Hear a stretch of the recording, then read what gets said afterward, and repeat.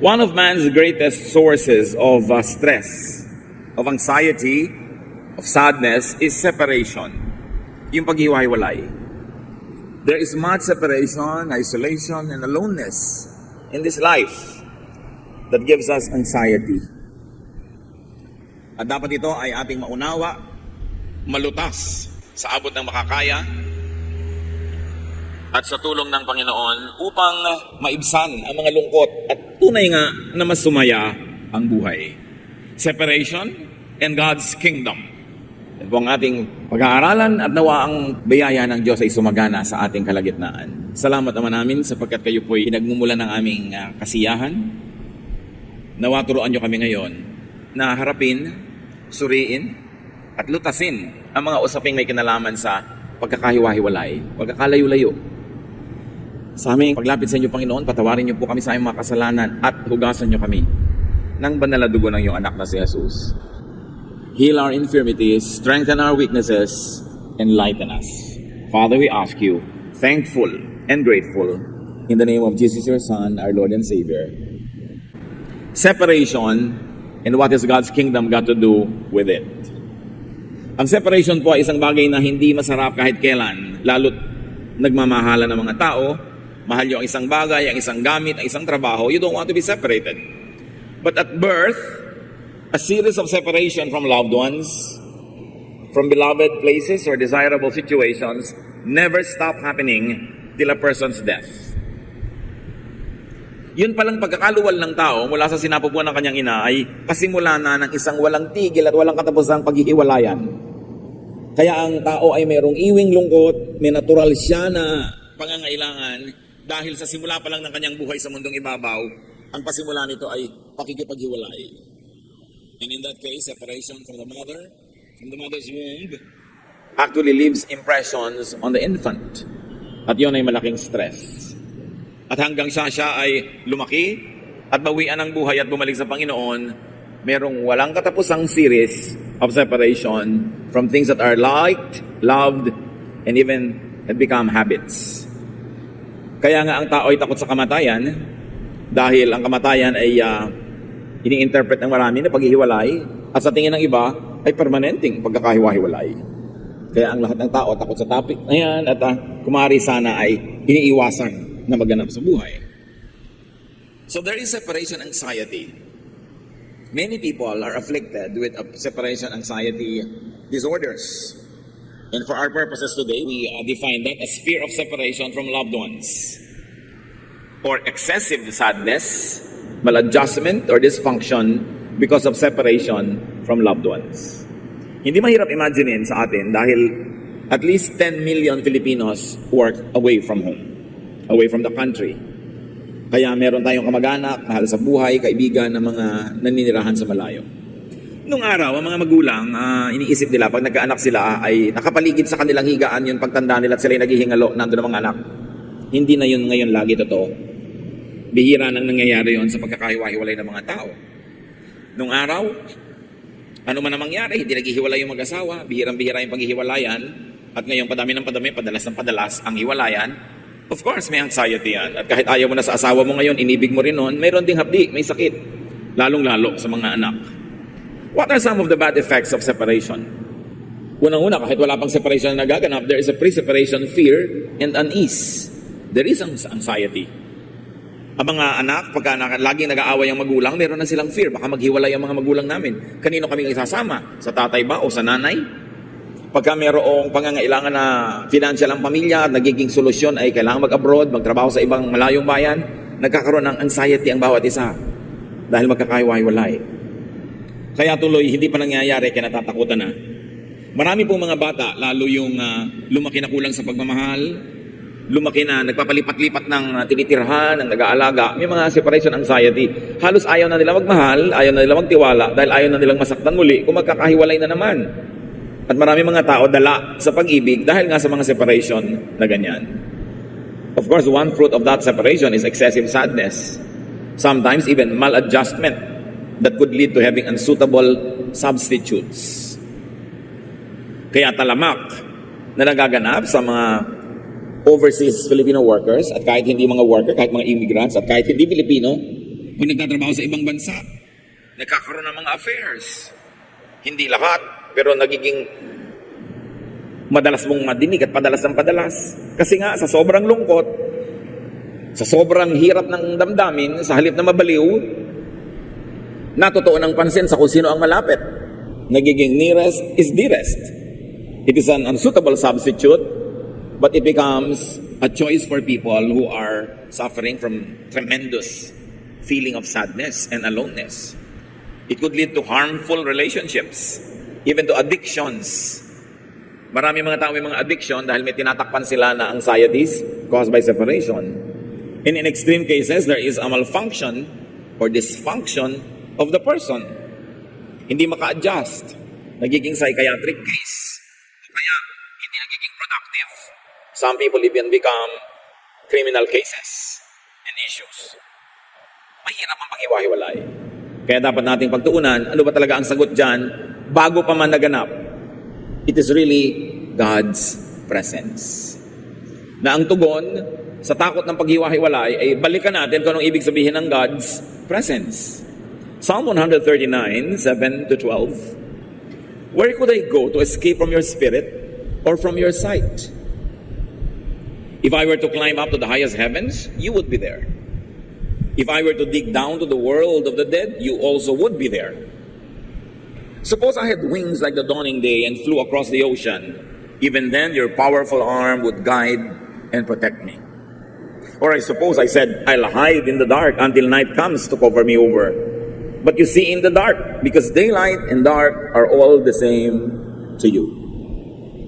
Napakalalim ng pagkakaunawa nitong sumulat ng awit tungkol sa presensya ng Diyos. Sabi niya, kailan ba at saan ba ako pwedeng tumakas mula sa iyong presensya? Kahit naman akyatin ko ang pinakamataas ng mga malanga langit, andun ka pa rin. Kahit na magpakalalim-lalim ako ng hukay sa lupa, ano man ang marating ko, nandun ka pa rin. At kung kaya ko manglipa rin, yung makapunta ako doon sa pinupuntahan ng araw, sa pinanggagalingan ng bukang liwayway, o makatawid ako ng mga dagat, nandun ka pa rin. At kahit sa dilim, hindi ako pwede magtago dahil pareho lang sa iyo ang dilim at ang liwanag. So what does it obviously say? That the Lord is not only everywhere, that the Lord is always with man everywhere, even in the darkness. When I say man, I mean humanity, tao, lalaki man o babae. Laging kapiling natin ang Diyos. Banal ka man o makasalanan, relihiyoso ka man o hindi. Ang nagiging pagkakaiba lang, pag malayo ang ating loob sa Diyos at ang buhay natin, ang lifestyle natin hindi maka-Diyos, nadadaya ka ng damdamin mo, ng emosyon mo na parang malayo ang Diyos. Pero hindi lumalayo ang Diyos kahit kailan. Lumalayo lang yung loob natin, lumalabo ang pananaw natin dahil sa ating pamumuhay. But that does not change the nature of God and God's omnipresence. Psalm 139 verse 18, and when I awake, I will find you nearby. Kahit ako matulog, kahit ako magising, andun ka pa rin. The Lord is nearby, even in the light of day. This is because God and the kingdom of God is in man. Ito ang mahalaga nating dibdibin. Ang Diyos, ang kaluwalhatian ng Diyos, ang paghahari ng Diyos, ang kaharian ng Diyos ay wala sa mga ulap. Wala sa mga banal na bundok o mga kuweba. Ito ay nasa ating kalooban. Nang hiningahan ng Diyos si Adan at ibinigay sa atin ang Espiritu ng Diyos, hindi yun nawawala sa atin hanggang tayo ibawian ng buhay at ang Espiritong ito ay bumalik ng buong buo sa Diyos. Luke 17:21, Jesus says, the kingdom of God is within you. Pag nadadaya tayo ng kaaway because the enemy comes to steal, kill, and destroy, dapat nating maalala ang katotohanan na hindi tayo kailanman nalalayo sa Diyos. Bakit? Sapagkat tayo ang tahanan ng Espiritu ng Diyos. Ang templo ng Diyos ay hindi mga batong gusali, hindi mga building, hindi mga puno, ang puso ng tao. That's why the Bible says you are the temple of the Holy Spirit. That the Holy Spirit is within you. Ano ngayon ang kinalaman niyan sa separation and God's kingdom? Separation could affect anxiety and affect, hurt, and damage a lot of people, man, if he does not dwell in God's kingdom within him. Pag hindi natin naunawa, mga kapatid, at hindi natin na-develop yung relasyon natin sa Espiritu ng Diyos na nasa atin, Pag hindi tayo natuto na kumanlong, manahan doon sa kalooban natin kung saan naroon ang Espiritu ng Diyos, madadaya tayong maniwala na tayo nga kuminsan ay nag-iisa. We could look inward for connection and wholeness and find God. But separation could damage that if we do not look inward. Marami pong mga tao sa paghahanap nila sa Diyos kung saan nagpupunta. Akala nila matatagpuan nila sa isang lugar, sa isang religious gathering, o sa isang religious group, sa isang code of ethics or code of conduct. Yes, it is possible to enhance our understanding of God when we are with groups and in activities that exalt God, study His Word, and actually physicalize and operationalize God's love. But you don't have to go anywhere. You don't have to go far because the kingdom of God is within you. If we do not do that, if we do not find God inside of us, if man does not find God inside of him, he will look everywhere and not find God. At dapat natin itong unawain, mga kapatid, na ang paglapit talaga sa Diyos is a personal activity. Kaya kahit sumali ka sa isang worship event, kung personally hindi ka naman a-attach sa Diyos, wala ka rin mapapala. Kahit anong religious identity mo, pag wala kang personal connection with God who lives in you, you will forever feel empty. And when you are empty and you feel empty of God's love, no human and material presence can compensate for that grave loss and a great lack. Kaya kailangan itong ating ma-develop, personal spirituality. Man should look for, find, know, and connect with God within himself. Hindi ko naman sinasabing dapat do-it-yourself religion. Pero meron ka dapat na fellowship, meron ka spiritual family, may ministry ka, meron kang feeding from other people. The gifts that God gave to other people are ministered to you, pero huwag kang mawawalan ng personal worship, personal devotion, personal study of God's Word, personal reflection. Ito ang mahalaga para makakonect ka doon sa Espiritu ng Diyos na nanahan naman sa iyo. Hindi kailangang makikonnect sa malayo. Magsimula ka lang doon sa nasa loob. Dahil nakatanim sa bawat tao ang Espiritu ng Diyos. The kingdom of God is within you. So instead of always reaching out to the stars and to the heavens, reaching out far away from yourself, you should journey into yourself. Let us always remember to prioritize personal worship. When was the last time that you worshiped by yourself? That you sang to the Lord on your own? That you played music? When was the last time that you danced before the Lord? Some of you dance, some of you don't. But some of you want to play music for the Lord. But when was the last time you played music for the Lord? Kay musician ka talaga. O umaasa na lang ba tayo sa mga professional, sa mga specialist musicians, specialist dancers? Meron pa mga tao nga, iniaasa pa yung prayer para sa buhay nila sa mga specialist prayer warriors, so-called. Lagi ipag-pray mo ko. Ba't di kayo mag-pray? Walang specialist sa prayer. Lahat tayo may access. Marami kasi mga tao, they style themselves as your bridge to God, na parang kung magdadasal ka mag-isa, parang hindi na sapat, kailangan lagi silang nandun. And this is somehow the fault of very organized and very stratified and institutionalized religion. That religion brings God far away from people so that you will need religion to get near to God. It is not right. You can connect directly with God because you are the kingdom of God. God's kingdom is in you, is within you. At pag nagsama-sama lahat ng mananampalataya, nabubuo ang ibig sabihin ng kingdom na yon. But there is that sacred spot inside of you where the Spirit of God resides. It is the spirit that is grieved when we sin. It is the spirit that is joyful and joyous when we do right. Yung espiritu na nagtuturo sa atin ng konsyensya, nagpaparamdam sa atin ng mali, kasama natin yun. God is not far away from every person. God is never away. And you are never separated from God. It's a lie to think that you ever get separated from God. So what are the cures to separation anxiety? First of all is awareness of God's presence and proximity. Ang mga tao, dagdag lang naman yan sa buhay natin eh. Pati nga ang sarili nating ina na napakahalaga sa ating pagkakaluwal sa mundo, ang unang ginagawa sa ating pagsilang ay hinihiwalay tayo. Nalalagot ang pusod. Because God wants you to be an individual attached to Him because He is in you. Pagkatapos nadadagdagan ng mga bonus, nakikipagmahalan tayo sa ating mga magulang, mga kapatid, and later on, mga kaibigan, and then kung nakakaroon ka ng partner sa buhay. Pero lahat yun ay dagdag lang. Ang pinaka-basic presence that's important is the presence of God in you. At yun ay hindi nawawala kahit anong mangyari. Kaya yung mga, hindi naman natin minamaliit, halimbawa, namatayan ka ng mahal sa buhay, malungkot. At hindi natin binabaliwala yung lungkot na yon. Pero huwag mo lang lilimutin that God is in you, that God is with you. Bababaw yung malalim na lungkot. You will survive.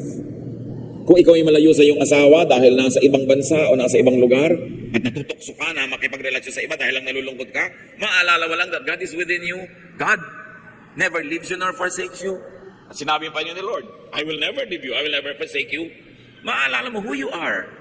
That you are not alone, that you are not isolated, that you're connected to the King of Kings. So awareness of God's presence and proximity is important. So that you don't get deceived by the evil one.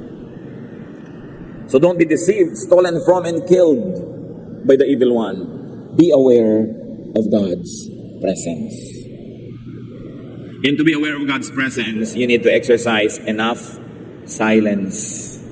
You have to have enough aloneness.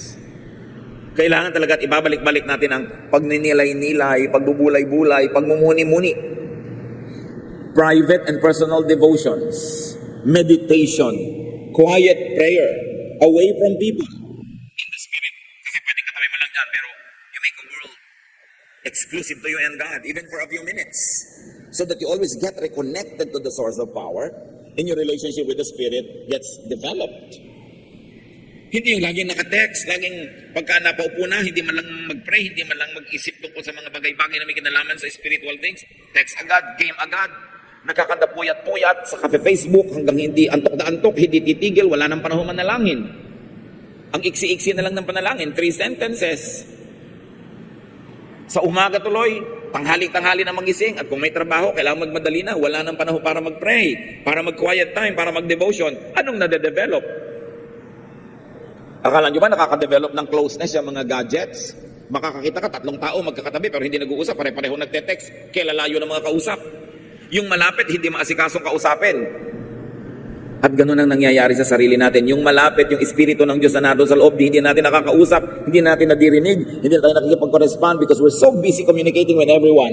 And when you talk to everyone, you talk to no one. When you belong to everyone, you belong to no one. Kaya mahalaga i-develop natin mga kapatid. Babalik tayo sa old-fashioned devotions. Gaano karami sa atin dito ang magkakaroon man lang ng at least 15-20 minutes of devotions before you rise from your bed, before you leave your room, before you get busy with the world? How many are able to spend at least 15-30 minutes in prayer, in quietness before you sleep? We all have 24 hours a day. Kailangan bigyan natin ng budget yung ating espiritu. Huwag nating ipamigay ang lahat ng ating waking moments to people, things that make us tired, but never give us joy. So kailangan we are aware of God's presence and enjoy it. Enjoy the Lord's presence. Hindi pinagmamadali. Pag nananalangin ka, pag may nagtatanong, Pastor, paano po ba i-develop yung personal relationship with God, yung spiritual relationship? And I would always give the same answer. The Bible is not a manual that gave us how. You have to invent your ways. You have to find ways to communicate with God personally. How will you? You have to devote time. Kailangan meron kang oras na wala kang iniisip para magkalugar naman yung mensahe ng Diyos na gusto niyang ipasok sa isip mo. Kung lagi ka may iniisip, busy ka, there's no space for God. Don't always mistake activity for achievement. We have a full calendar of activities, but what do we achieve? Ano ba talaga ang nangyayari?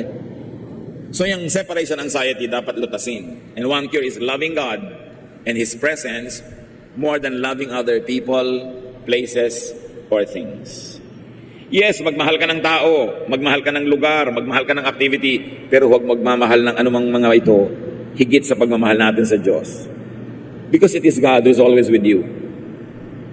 Kawawa naman ang tao na ang number 1 sa buhay niya, tao rin. Kasi yung taong yon pwedeng mamatay o pwedeng buhay pero mawala dahil iniwan ka at pumunta sa iba. Pwedeng mahal ka pa rin pero nalayo dahil nagtatrabaho. Ang daming dahilan para magkahiwa-hiwalay. Kaya dapat talaga ang number one sa buhay natin ang Diyos kasi siya lang naman ang hindi nawawala. Dumating, umalis ang tao, magstay or not stay, you have a constant presence of God in your life, you'll be stable. You are like a house built upon the rock. Hindi ka madaling kalugin, ugain, takutin, dahil matibay, matining, buo ang loob. At bakit? Kasi nasa kalooban natin ang paghahari ng Diyos.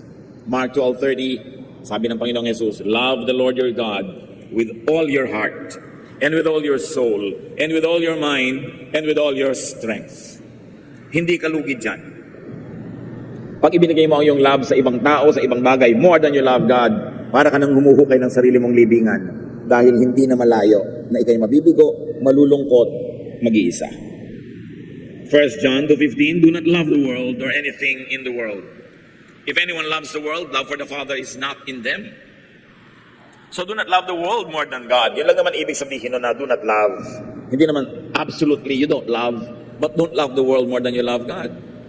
God wants to be number one because He wants to take care of you. He doesn't want you to be suddenly be bereft and alone and lonely because you have made another person number one in your life. Jesus promises, I will never leave you.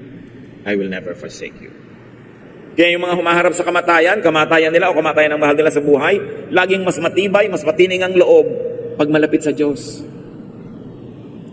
Yung nalalayo sa mga mahal sa buhay, mas nakakaya nila, mas nakakaiwas pa sila sa mga tukso pag malapit sa Diyos. Yun talaga ang gamot. Ilapit ang loob sa Panginoon. Another cure for separation anxiety is that man should develop and strengthen his spiritual connection with other people, especially his loved ones. Sabi sa 1 Thessalonians 5:23, men are of spirit, soul, and body.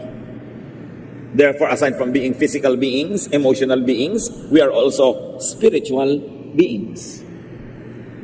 Ang nade-develop natin masyado yung physical relation, physical communication, physical correspondence, pero hindi masyado yung spirit. Nalilimutan natin na tayo may spirit at yung mahal natin sa buhay, may spirit din yun. Spirit ng Diyos na ipinahiram at ibinigay sa atin. So, pagka ang iyong mahal sa buhay ay nasa New York, or London, or Riyadh, or kung saan man nandun yun, na lupalop ng mundo, pag physical lang ang relationship nyo, malulungkot ka kasi malayo siya. Pag nakita mo yung drawing ng planeta, ng globe, malulungkot ka dahil ang layo. Pag nakakita ka ng aeroplanong lumilipad, maalala mo ang layo. Pag lumulubog ang araw, lulungkot ka kasi ang layo.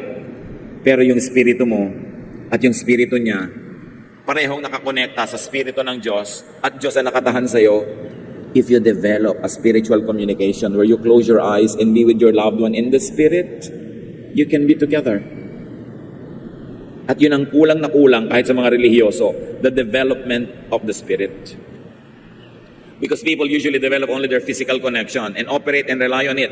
Kailangan mo ng internet, kailangan mo ng cellphone, kailangan mo ng text, kailangan mo ng sulat para you feel connected. Physical yun eh. Material. At hindi ka lang physical and material person, you are a spirit. So importante, in answer to separation and anxiety, people could and should develop fellowship, correspondence, and connection in the spirit. Mahirap ba na mananahimik ka and you connect with your father or mother or brother or sister in the spirit? Kasi may spirit din sila. Lalo pag pinag-usapan nyo pa, the same time kayo na maggaganon. Pero kahit pa nga hindi same time because the spirit is timeless. Pero sabi, ano yun? You see, we're so ignorant of our spirituality. Kailangan ma-develop yung feelings, yung thought, yung prayer, if you like to call it so. Colossians 2:5, sabi ni Paul, for though I am absent from you in body, I am present with you in spirit. And he meant it, literally. Sabi niya, pag may ginawa kayo, isipin yung nandun ako dahil nandun ako because I'll be with you in spirit. A very highly developed spirituality. Pagka ganun ang na-develop nating relasyon sa mga mahal natin sa buhay, walang malayo. At yung mga iba, lalo yung mga mas conservative, yung kanilang culture, hindi masyadong na kokonker pa ng mga media, ng mga modern gadgetry. Develop pa nila yung pakiramdam, yung kutob. Nararamdaman nila yung nangyayari sa mahal nila sa buhay. Bakit mo nararamdaman? Hindi yun evil, hindi yun witchcraft. Kasi may spirit ka, may spirit siya. Pag nagsasuffer siya, yung spirit nyo nag-uusap. Kaya nga, ang sabi sa Romans, we don't know how to pray, but the Spirit prays for us beyond words. The Spirit in us can pray to the Spirit of God beyond us, in spite of us, without us. Kaya pag dinevelop natin yung spirituality natin, the Spirit, sabi niya, we don't know how to pray, but the Spirit prays for us. May ganun. So when Paul says that I'm with you in spirit, this must be more than just a figure of speech. Because Paul had a very highly developed spirituality. 2 Corinthians 12:2, I know a person in Christ, and he was referring to himself, who 14 years ago was caught up in the third heaven. Whether in the body or out of the body, I do not know. God knows. So may nagaganap kay Paul, na may nararating siya, may nalalaman siya, na yung katawan niya hindi naman nagpupunta doon. At sabi pa nga niya, hanggang third heaven, dinadala siya. Kaya maraming revelation sa kanya. Siya lang ba ang meron nun? Mga anak ng Diyos ay pwedeng ma-develop at different levels. Hindi ko sinasabi maging mga clairvoyant kayo, mag-telekinesis o kung ano-ano pa. Pero ang point, may spirit tayo. And the spirit transcends time and space. Yung mahal niyo sa buhay, may spirit din. Kaya walang telepono, walang kuryente, hindi kayo makapag-connect. Can you not communicate in spirit? It is not impossible. Para yung feeling of aloneness mo maibsan. Kesa kumuha ka ng substitute na nalulungkot ka, let the devil take tomorrow, but tonight I need a friend. Kaya kung ano-anong nangyayari sa mga magkakahiwalay na mag-asawa, kasi nakakalimutan, pwede kayong magkaugnayan sa Spirito. People can spiritually connect with God and can thus connect through God with other people. Yun yun. Hindi naman yung Spirito mo tsaka Spirito niya, sila na yung nag-usap. Through God. Because your spirit is one with the Spirit of God in you. Yung spirit ng sinumang tao, one with the Spirit of God in him. And there's only one God. So, through God, we can connect. Parang satellite. Colossians 1:17, God's Son was before all else. And by Him, everything is held together. So, through Jesus, we can fellowship in the Spirit. Siya yung common denominator. Siya yung satellite. Romans 12:5, there are many of us, but we each are part of the body of Christ, as well as part of one another. So you are a part of the body of Christ. Your loved one is a part of the body of Christ. So spiritually, you belong to one and the same body. You are never isolated. You are never alone. Develop your fellowship via satellite. Ang satellite, si Jesus. Develop your love via satellite. Kung malayo ang iyong loved one. Remember, you are not just a body. You are also a spirit. But sadly, in many people's cases, our spirit and spirituality are mostly underdeveloped. Kumbaga yung kaliwa mo masyadong underdeveloped, hindi makapagsulat, kanan lang. Maraming hindi magawang mabuti kasi hindi mo ginagamit eh. Walang practice. Ganon din yung ating spirito. Wala kasing practice. Pagka pumikit na para magdasal, nakakatulog. Nabobor. Kailangan laging physical. Kailangan laging exciting and sensual. Pero meron tayong spirituality. 1 Corinthians 3:1-3. My friends, you are acting like the people of this world. That's why I could not speak to you as a spiritual people. You are like babies as far as your faith in Christ is concerned. So I had to treat you like babies and feed you milk. You could not take solid food, and you still cannot because you are not yet spiritual. Nakita niyo malinaw na mensahe ni Paul sa church sa Corinth? So alam niyo, hindi ko man lang kayo makausap birang spiritual beings. Laging grade 1 ang level natin. Hindi ko na kayo makausap as grade 6, as high school, as college.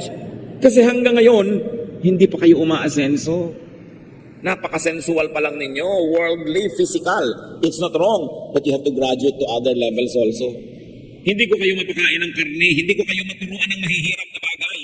Kasi oras na naturuan ko kayo ng mahirap, magagalit pa kayo sa akin. Ako pa ang aariin ninyong masama at demonyo. So hanggang grade 1 na lang lagi ang turuan natin. Puro gatas na lang ipinapakakain ko sa inyo, hindi ko kayo mapakain ng steak, sabi ni Paul. And that is because you are very underdeveloped spiritually.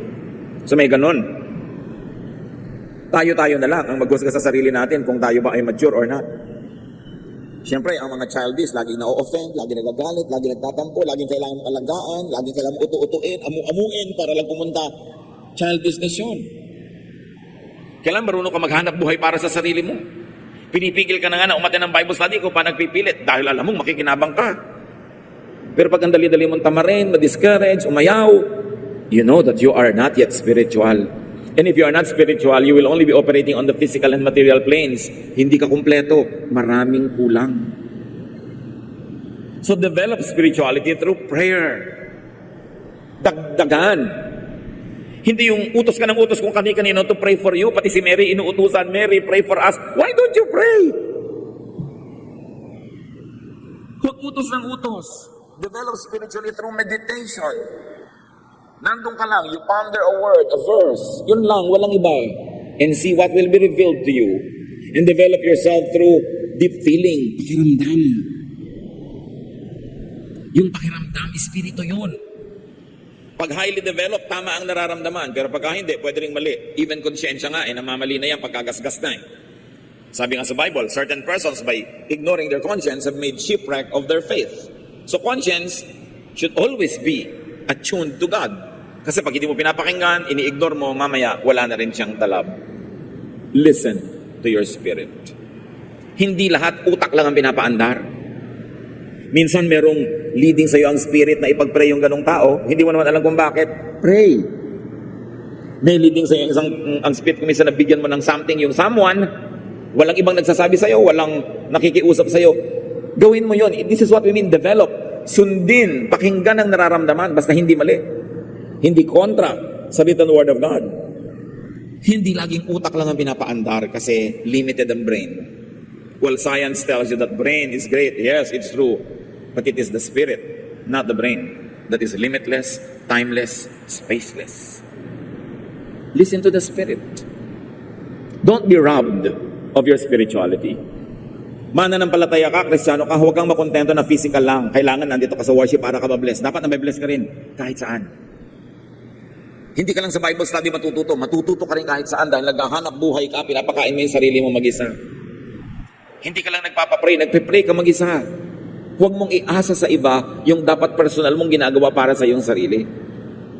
John 10:10, sabi ng Panginoon, a thief comes only to rob, to kill, and destroy. I came so that everyone would have life and have it in its fullest. Dapat full. You are body, soul, and spirit. Dapat lahat yan mag-develop sabay-sabay. At pag tayo very developed, we still feel sad that people are away. We're still affected when people die, but not so much. Gumagaan. Sabi ng Panginoon, come to me all of you who are tired and heavy laden. I will give you rest. And rest is in the Spirit of God. Restfulness is being at peace with the Spirit of God. At yun ang i-develop. Huwag tayong magpadaya sa mga kung ano-anong mga kailangan mo pa magpunta sa ganong bundok para magdasal, sa ganong kuweba para maramdaman ang presensya ng Diyos, sa ganong bansa para maging holy land. Walang holy land, lahat ng lupa pare-pareho yan, soil. But holiness is that spot in your heart where you meet with God. Holiness is in that invisible temple of God where your spirit becomes one with the Spirit of God. Hindi masamang magbiyahe, magpunta sa mga places of history, even of religious history, but do not depend on that for a fix. The temple of God is within you. It cannot be robbed from you. It cannot be away from you. Don't ever be deceived thinking otherwise. Dapat wala tayong separation anxiety at kung meron man, pakonti ng pakonti ng pakonti. Habang nade-develop ang relasyon natin sa Diyos, na-overcome natin lahat yung kulang, lahat ng sugat, sakit, hirap ng childhood. Lahat ng trauma and stresses of our infanthood. Kailangan yung infancy years natin, kung may kulang, na-abandon ka ng parent, hindi ka namahal, ngayon nasa Panginoon ka, be aware of that. And don't be deceived. Don't be robbed of your birthright to enjoy the presence of God. And enjoy the presence of everyone else who are enjoying the presence of God. Remember, through Jesus, we are interconnected. Meron tayong connection. Separation, anxiety robs, kills, and destroys. A developed spiritual connection with Jesus gives life in its fullness in spite of physical separation. So again, develop your spirituality. Develop your spiritual connection with God and with people. Psalm 23:4. Even though I walk to the darkest valley, I fear no evil, for you are with me. Your rod and your staff, they comfort me. Dear God, thank you that you are our shepherd. Salamat na kahit saan kaming dumaan at dilim, hindi kami nag-iisa. Kung may mga nadadaya sa mga kapatiran namin na nalulungkot at naniniwala na nga silang nag-iisa sila, paliwanagan mo ang aming isip. At makita namin, Lord, ito isang kasinungalingan. You are with us. We can never be separated from you because we are your temple. Your kingdom is within us. We are the temple of the living God. At nawa, Panginoon, dahil dyan, maibsan ang mga paghihirap, ang mga kalungkutan namin, nakapag-focus kami sa kaligayahan na nasa inyong presensya. At dahil dyan din, kami naman ay maging instrument to make other people happy, to make people feel loved, and to make people know that they too are included in your kingdom. Turuan mo kami, Lord, to expand your kingdom, to open eyes so that they will see your wondrous work, and so that our hearts will be filled with comfort. Sino man ngayon, Panginoon, ang nalulungkot, natatakot na mahiwalay, nahihirapan, ipaalala nyo, you are with us. Pagbulay-bulayan pa natin, mga kapatid, na ilang sandali, pag-isipan at i-apply natin sa buhay natin kung ano man ang dapat i-apply. And may the Lord's presence continue to empower you and make your life fruitful and joyful.